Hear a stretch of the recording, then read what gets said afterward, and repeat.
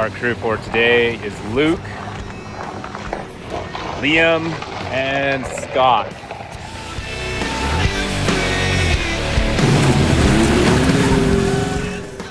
Everyone shreds, should be able to cover a lot of ground and rally some pretty gnarly trees.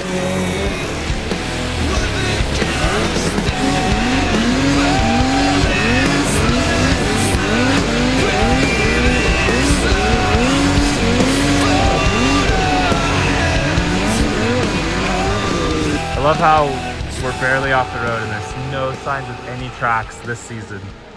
Kind of fun to get off the beaten trail a little bit and poke into some stuff that doesn't get used as much. My first tip for finding good snow during a drought is picking your zone based off aspects and elevation. Elevation is kind of a no-brainer. You know, the higher you get, the colder it generally stays, the better the snow. The caveat with that is some places, if you get too high, you get into like alpine terrain and it's like too exposed and it's worse than the trees. So you want to stay a little bit lower. The aspect side of things, I look at maps and what I look for is northeast facing aspects. That's actually basically what we have behind us here. Those hold the best snow, get the least amount of sun, and at least around here, get the least amount of wind as well. And sometimes even get wind deposited snow dropped into the zone. So I try to pick the zone with those northeast aspects and preferably ones that don't just have a single bowl. They ideally like a ridge line a person can follow and then find bowls kind of like this one mixed in.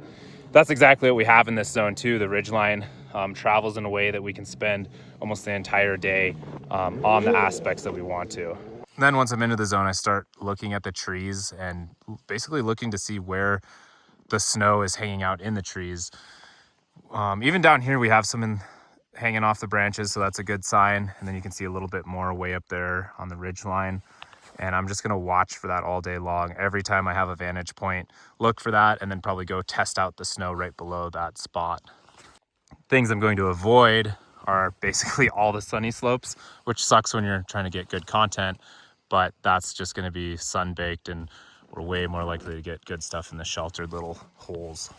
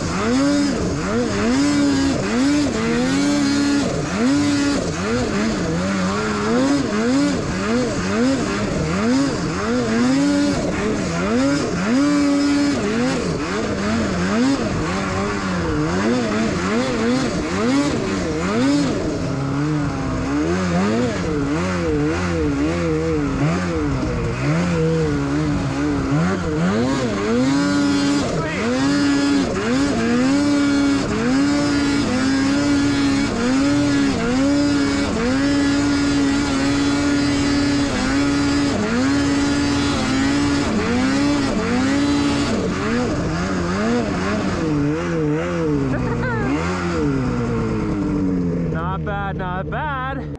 I'm already pretty happy with the snow we're getting into, and we still have a lot of elevation we can climb, so that's sick. It's not like pow, obviously. It's not like blowing over the hood and whatnot, but it's pretty predictable. There's good traction, able to side hill relatively easy, and it's actually going to make blasting these pillow fields super fun. Something I wanted to mention is we're going to be in pretty high exposure terrain today. Our avalanche forecast danger is low, and we know we're working with a relatively stable snowpack. Definitely could see some stuff break free in some isolated spots, but overall, phenomenal stability. And because it's phenomenal stability, we're going to push it a little bit more than we would if we didn't have that confidence in the snowpack.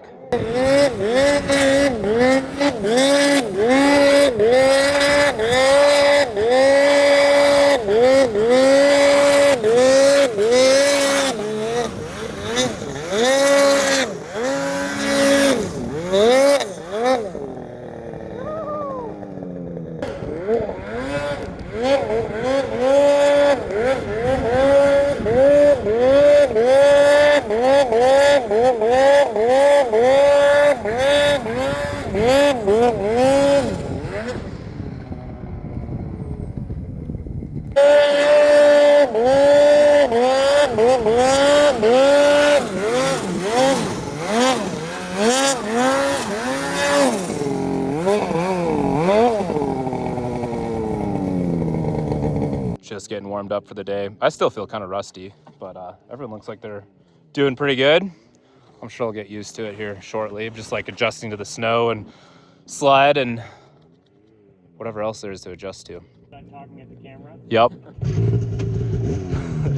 Liam's not a YouTuber. He pretends to be upset about YouTubing. He's not. He likes it. Yeah, so we're just trying to push across one of these benches, get to that ridge line, maybe get up in the sun, see how the snow is there, and ride this aspect like I was talking about pretty much all day long, pushing back in.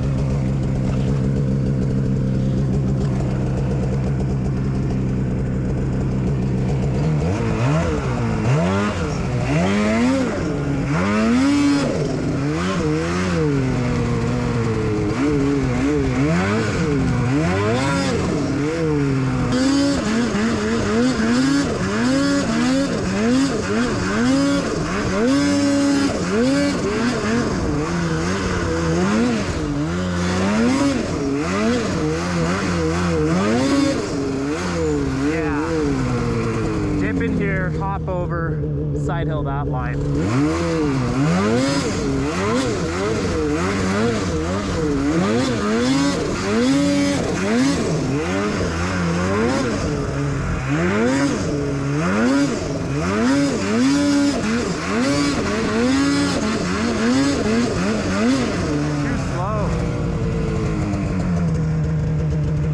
that's a line too.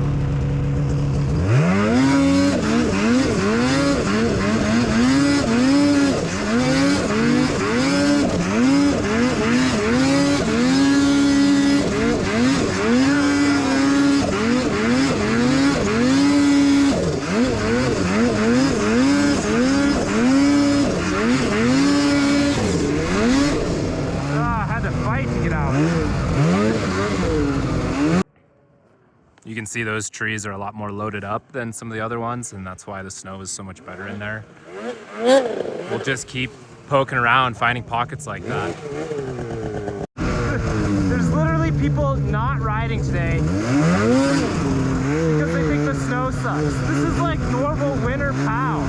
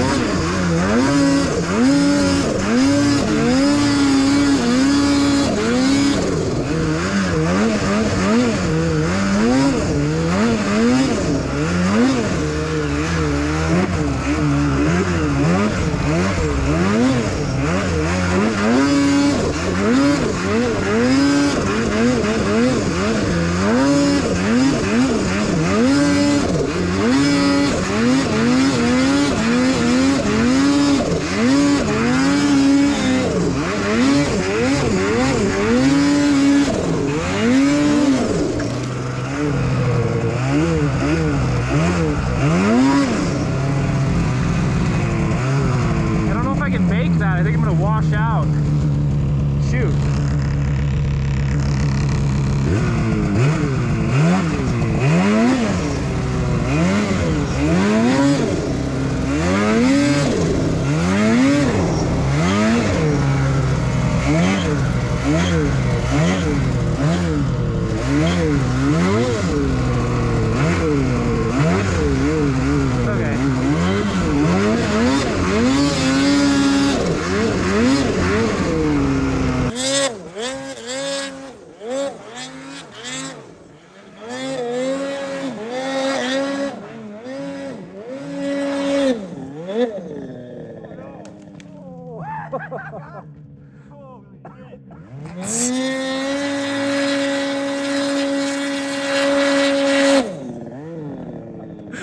Wow.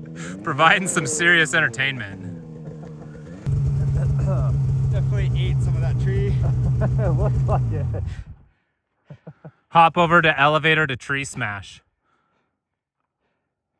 It's pretty graceful for how fast I was going towards it after I landed the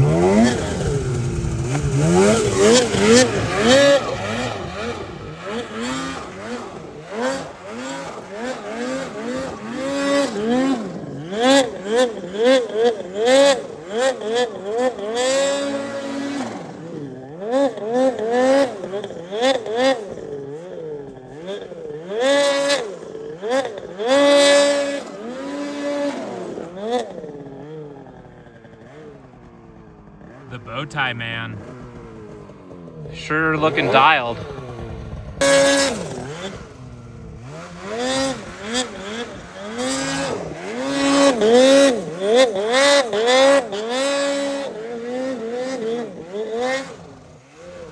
Oh, he's working on the wheelie bow tie spin around.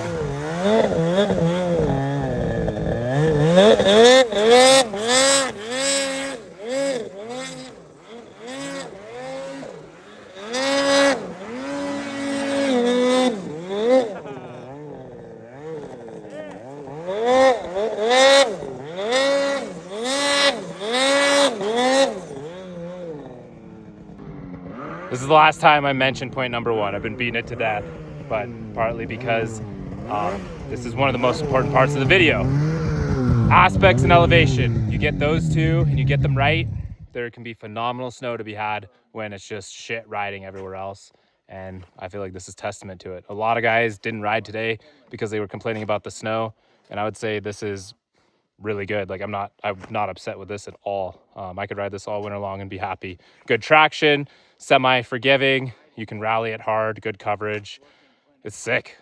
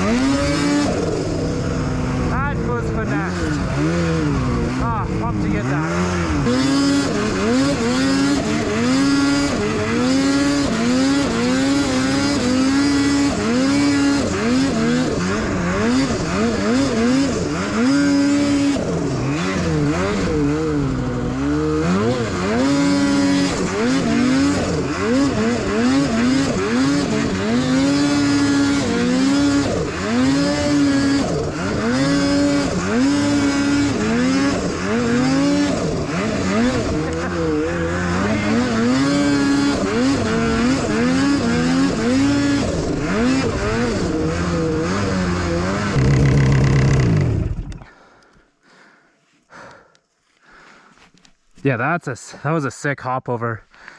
Because there's no way I would have made this. So pretty much mandatory to get that hop over and then that one. Because that turned into cliff. That's when hopovers are so satisfying, when you link a couple together and they're mandatory to make it out the top. Gets a guy fired right up. Tip number 2 for finding good snow during a drought is utilizing micro terrain features. When I say micro, I'm just talking about little features within the aspect that you've already chosen. So an example of that could be riding underneath cliffs that slough down a bunch, because sometimes you'll get a buildup of soft snow there. This one's not very good because it's in the sun and it iced over, but the other aspects in here, that could be a good spot to find snow. In super tight trees, as long as the tree walls aren't icy, right below ridge lines, in sheltered little bowls, which is what we've been doing so far today. And then sometimes below cornices can be really good too, because you'll get enough wind that it blows the top like ½ inch of, what would that be, like surface hoar, and it'll blow it in and create soft, fresh, without a storm. We don't have any cornices in this area, but maybe later today, farther down the aspect, we'll find some of that. This is another good example of micro terrain feature. We have this gut that is super sheltered, you know, small riding area, but getting up into that and riding that is probably going to be super fun, and I expect the snow to be really good. Luke's never been up this one. I'm gonna pull it and see if I can go all the way to the top on first or second pull, and then I'll come back down, set up with the camera, and film the guys trying it.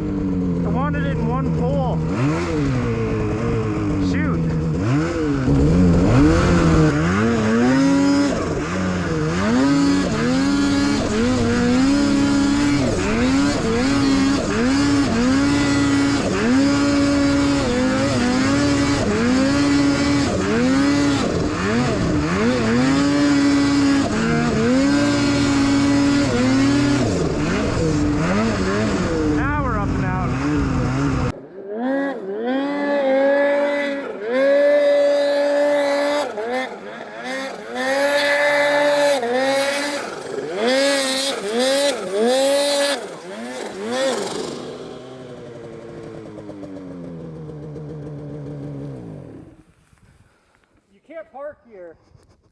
I don't like this at all. Can you just trench it in and then work the front down?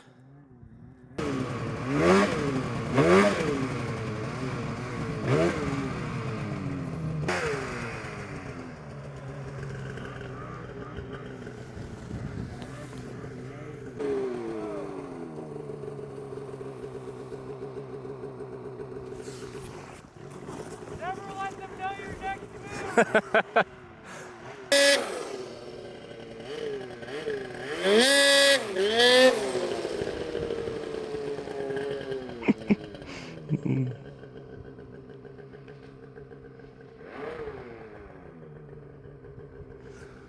Well, that was pretty slick.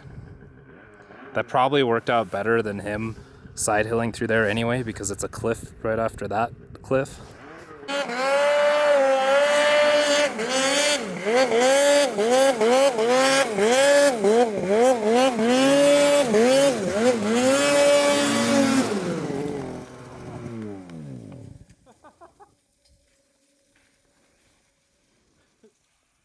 I'm gonna take that as a success. Yeah, he's out of the way. That was rowdy. Good job hanging on to it and not just like letting it go. I thought that's what you were gonna do. No, I didn't want to let it go.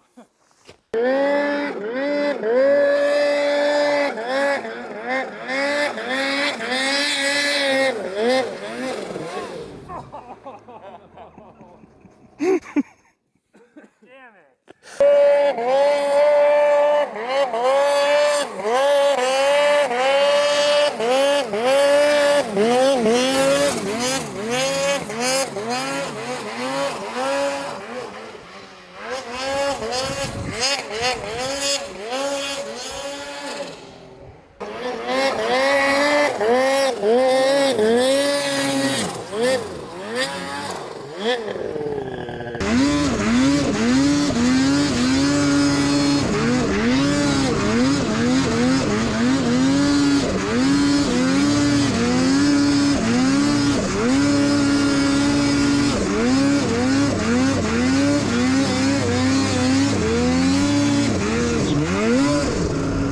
How many pulls is it going to take you to make that, Caleb?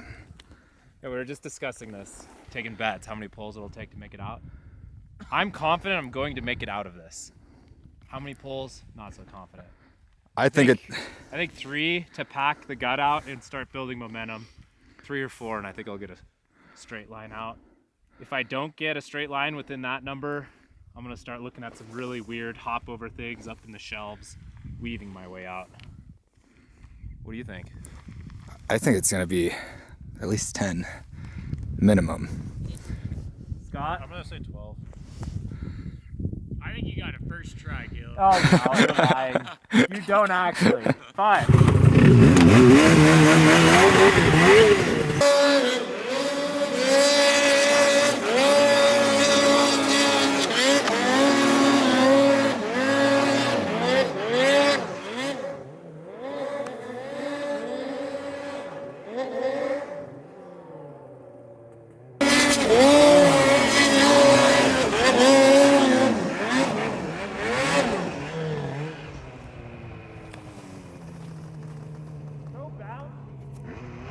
Got attempt number 2 going into 3 right now.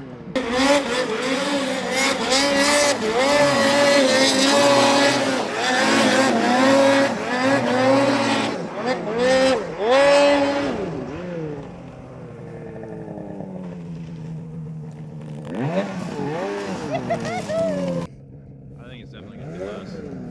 Less? Less than 12. We're at 3, 4. This 4. I don't know. I feel like he's going to have to... That is such a gnarly line. It's like, it looks like vertical wall from here. Like 30 feet of vertical wall. From my angle, it looks like it ends. He can carry so much speed though, like in this middle section, that he might be able to just kind of fly over it. Maybe.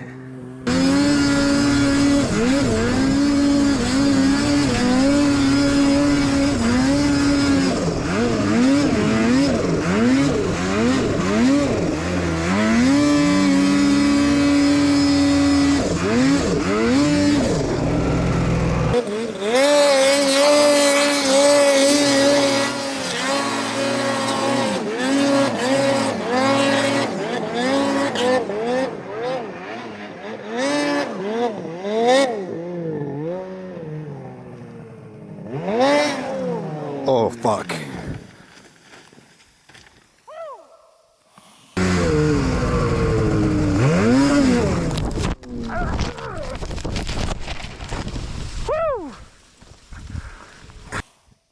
You good? You That okay? was a mistake. You okay? Yeah. Yeah, so that was a pretty hard rejection. I think I need to rethink my strategy.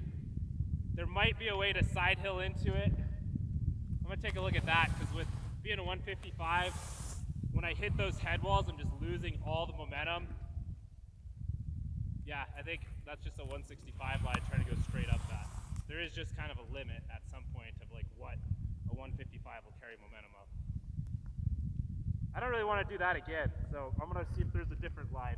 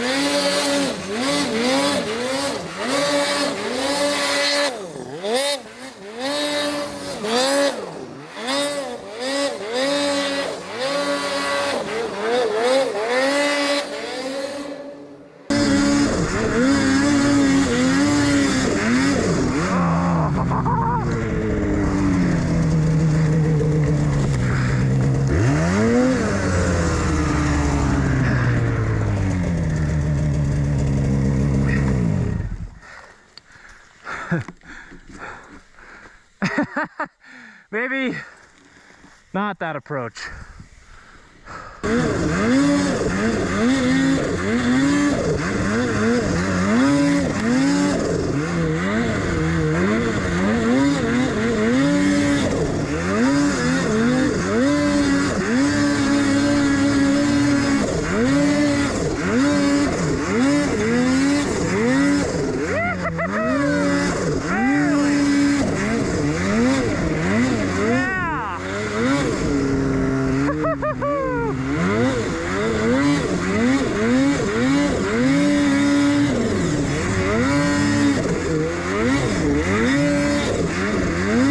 Third tip for finding good snow during a drought is paying attention to weather and utilizing it to your advantage.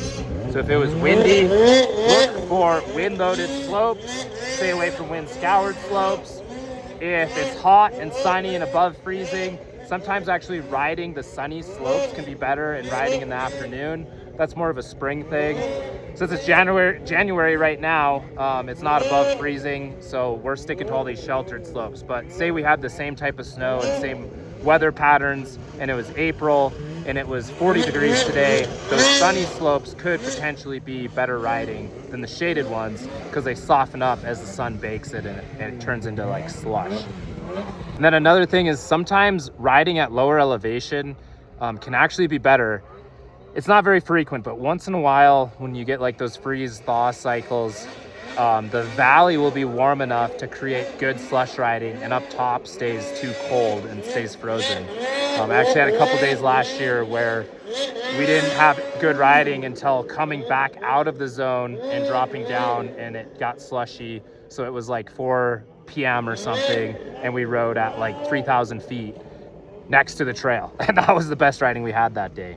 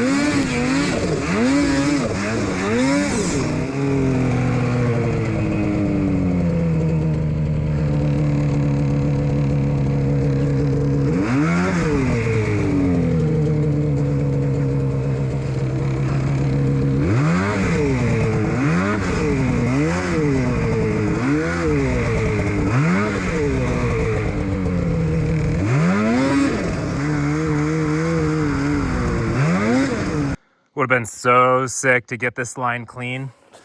It was good. Had to jump that hole, kind of piled into that wall. and then just didn't recover after that. That's where I like pushed it the last little ways. I mean, I got it done. I didn't get stuck. Wasn't a clean line though. But I was so gassed by the time I got up here because that line started in the trees down off the lake. So like it kept going for a while. The fourth tip really doesn't have anything to do with the snow and more so to do with changing your expectation for the day. Going out and expecting to have a good time is something you should always do, but maybe not expect to have good conditions all day long and just focus on having fun with the little areas you find, like the little pockets that are good. You might have to do a different style of riding, do like more exploration, or go out and shovel jumps, or switch to doing more chutes and climbing. All things that are super fun on a sled. You're just utilizing snow and terrain a little bit differently.